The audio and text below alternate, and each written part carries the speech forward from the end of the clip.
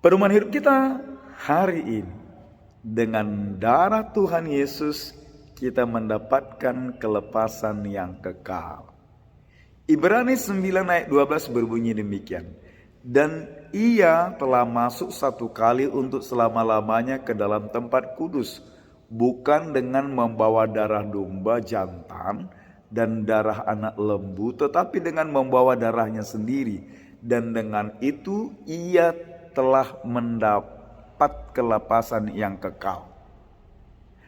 Manusia berdosa dan tidak bisa menyelamatkan dirinya sendiri.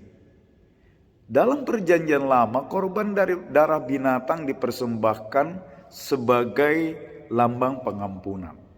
Tapi itu hanya bersifat sementara. Namun Tuhan Yesus, anak Allah yang kudus, memberikan darahnya sendiri sebagai korban yang sempurna, sekali untuk selama-lamanya, agar kita memperoleh kelepasan yang kekal, bukan yang sementara. Yang pertama yang mau disampaikan kepada kita adalah kelepasan yang kekal hanya oleh darah Kristus. Penulis surat kepada orang Ibrani ini menegaskan bahwa bukan darah binatang, tetapi darah Tuhan Yesus yang berkuasa untuk menyelamatkan kita. Darahnya adalah simbol kasih Allah yang begitu dalam, pengorbanan yang sempurna dan yang final.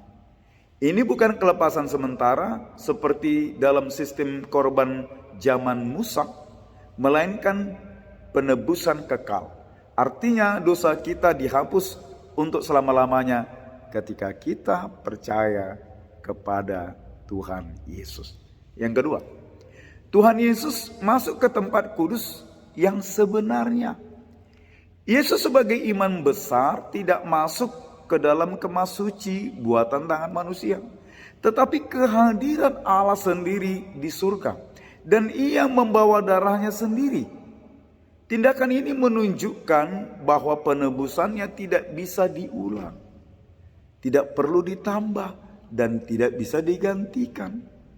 Dalam Ibrani 10 ayat 14 dikatakan, sebab oleh satu korban saja ia telah menyempurnakan untuk selama-lamanya yang ia kuduskan. Bagian yang ketiga, makna kelepasan yang kekal. Kelepasan kekal berarti kita bebas dari hukuman dosa. Roma 8 ayat 1, baca nanti di sana. Kita tidak hidup dalam rasa bersalah yang terus menghantui kita.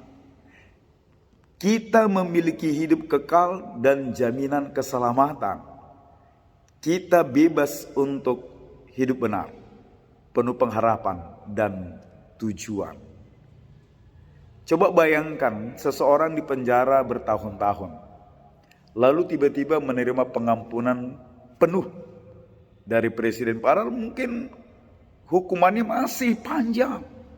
Dia bebas tanpa syarat dan tidak bisa dipenjara kembali karena kasus itu. Itulah kelepasan kekal dalam Kristus, pengampunan penuh dan tak bisa dibatalkan. Pertanyaan untuk kita refleksi diri. Sudahkah kita menghargai darah Yesus dalam kehidupan sehari-hari? Apakah kita masih hidup dalam belenggu dosa yang sebenarnya sudah ditebus? Apakah kita membagikan kabar kelepasan ini kepada orang lain? Mari hidup dalam kebebasan dan kesungguhan. Kita telah dibayar lunas. Jangan kembali ke dosa lama. Kita bukan milik dosa, tapi milik Kristus yang telah menebus kita. Darah Yesus bukan hanya menyelamatkan, tapi memberi kelepasan yang kekal. Kita tidak perlu lagi takut akan hukuman, tidak perlu hidup dalam kebingungan dan kehampaan. Yesus telah membebaskan kita selamanya. Karena itu, muliakanlah Allah dengan tubuhmu. Tersenyumlah.